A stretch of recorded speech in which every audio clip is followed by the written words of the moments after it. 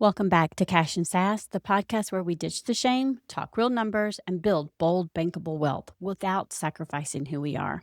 I'm your host, Lisa Marie, fractional CFO, money mentor, and the sassy wealth queen behind Transcendent Wealth Company.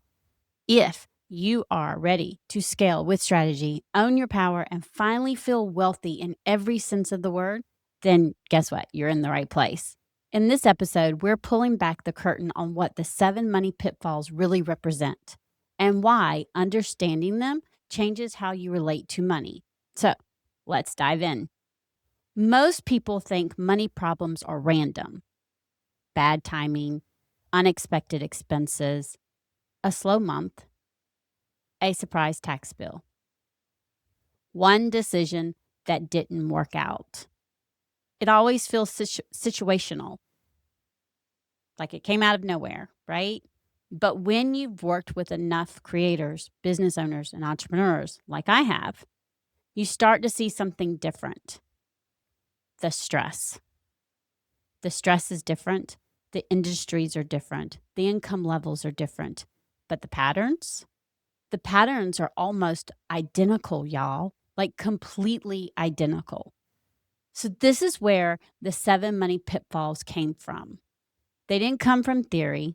They came from me watching the same financial stress play out in different rooms with different people who all thought they were the only ones struggling. I can't tell you how often I would talk to someone and they would think they were the only ones struggling. I mean, how often have you thought that in any part of our business? I know I have. Like last year, there were many of us who were having a difficult time, but we weren't actually telling anybody because we thought we were the only ones. It's the same thing with money. I was seeing it over and over and over again. So, what exactly are these pitfalls? First, I want to tell you what they aren't, okay? The 7 money pitfalls are not tactics. They're not spreadsheets. They're not budgeting rules. What they are is they are patterns of thinking and behavior that quietly shape how money flows or how it doesn't. So, for example, one pitfall shows up as avoidance. You don't look at your money consistently, or you don't look at it at all. You avoid it. You figure if you don't look at it, it's not there. Don't have to worry about it. We pretend, we bury our head in the sand, right? That's avoidance. We don't want to acknowledge what's going on. We're going to turn a blind eye. We're going to do whatever it is, but we're not going to actually focus on what we need to focus on. You only look when something feels off, or by then it's like big off. So what happens is money becomes reactive. And we get in defense mode and we get in reactive mode, right? And that's the reason why it's a pitfall, because then what happens with the stress? It climbs, right? And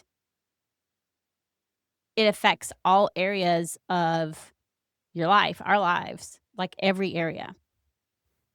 Another pitfall shows up as misalignment. So listen to me on this one, okay? Money is going out in ways that no longer match your current priorities. But no one, meaning you, me, whoever, has not stopped and paused to look at it, determine, and realign it. We're basically just keep going. Money's going out, but it's going out to things that are no longer in alignment. Okay? And if we would stop and pause for a minute and look at the stuff and realign it, then we wouldn't have that pitfall. Another shows up as emotional decision making. You spend to relieve pressure, you invest to relieve insecurity, you delay to relieve fear. Like, how often have we delayed to take a next step because we're fearful of how much money there'll be, or what the unknown of what's next, right? Now, here's the thing. None of these make you irresponsible. So I want you to stop beating yourself up. Yep, you. I'm talking to you. Stop beating yourself up. I'm going to say it again. None of these make you irresponsible. They make you human.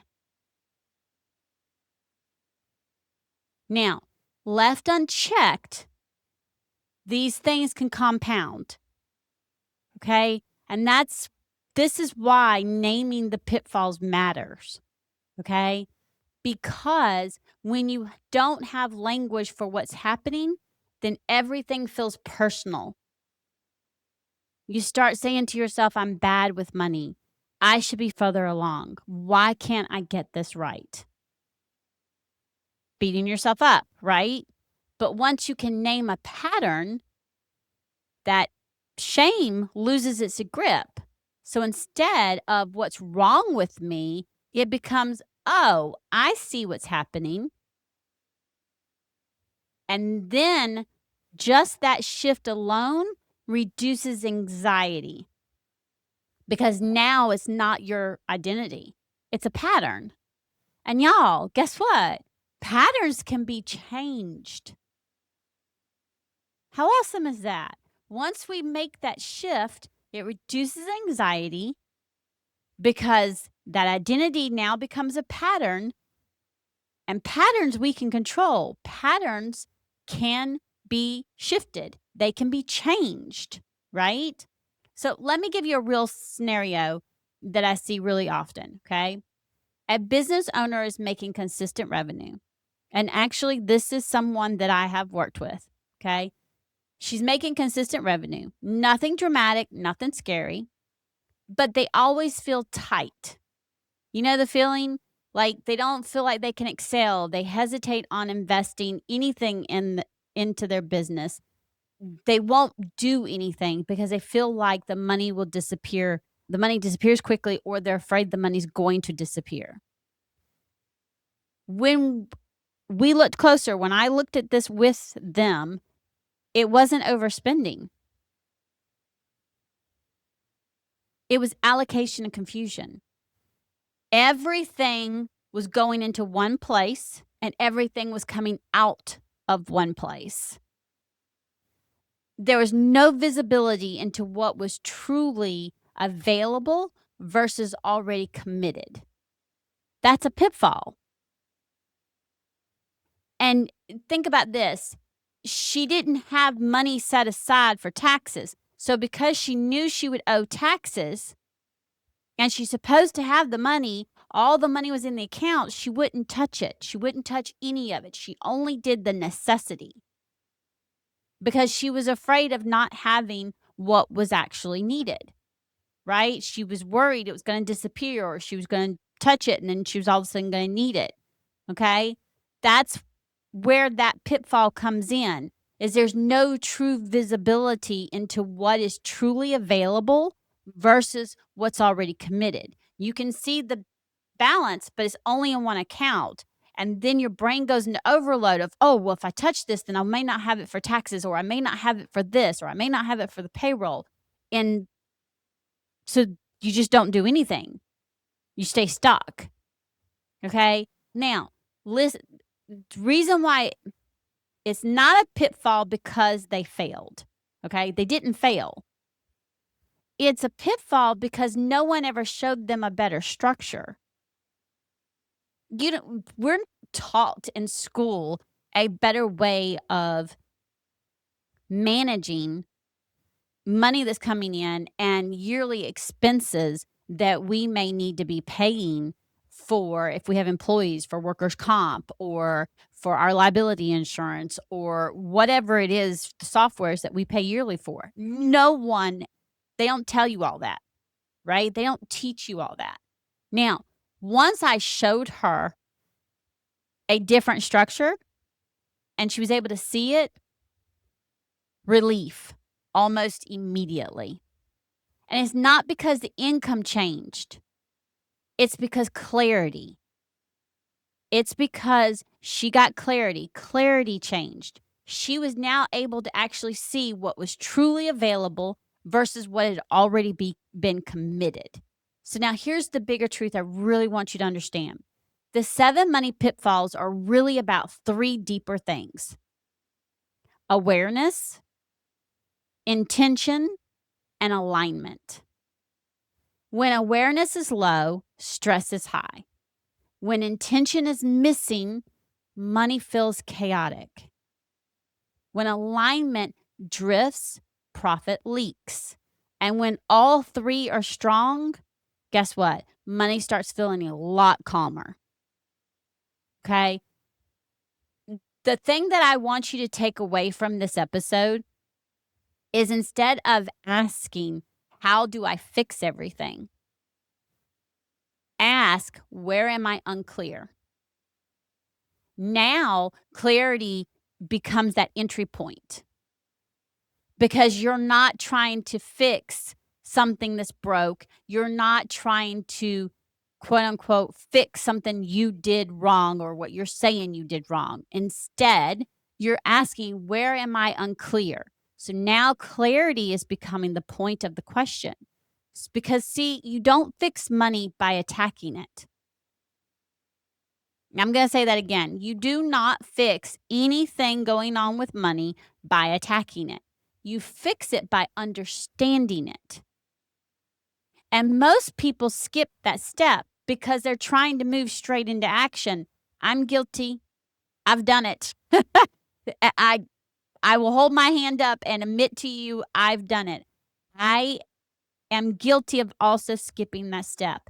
And I can talk to you about it because I've reined myself back in. I brought myself back in and said, wait a minute, Lisa, where am I unclear? I've changed my question. And I'm making sure I no longer skip that step, because going straight into action is not the answer. We have to understand what's going on first. Okay? And the reason why is because action without awareness is just motion. You're just moving, but you're not really going anywhere. Awareness creates precision. So when you understand that money stress follows patterns, 2 things happen. First, you stop personalizing it. And second, you stop panicking. Because if it's a pattern, it's predictable. And if it's predictable, it's manageable. And y'all, we all know, if it's manageable, it's not permanent. That's powerful, right? That's also leadership. So this episode isn't about memorizing all 7 pitfalls today. And here's the reason why. Because action without awareness is just motion. Awareness creates precision. And when you understand that money stress follows patterns, 2 things happen. First, you stop personalizing it. Second, you stop panicking. Because if it's a pattern, it's predictable. If it's predictable, it's manageable. And if it's manageable, it's not permanent, right? Y'all, that's powerful. That's also leadership. Now, I want you to understand that this episode isn't about memorizing all 7 pitfalls today. It's about understanding that financial fog has a structure, even when it feels chaotic. When you understand the structure, you regain control, not by hustling harder, but by seeing clearly. Okay? So until next time, remember, confidence and cash are the ultimate power duo. Go check in with your money, and as always, have a fantastic and wealthy day.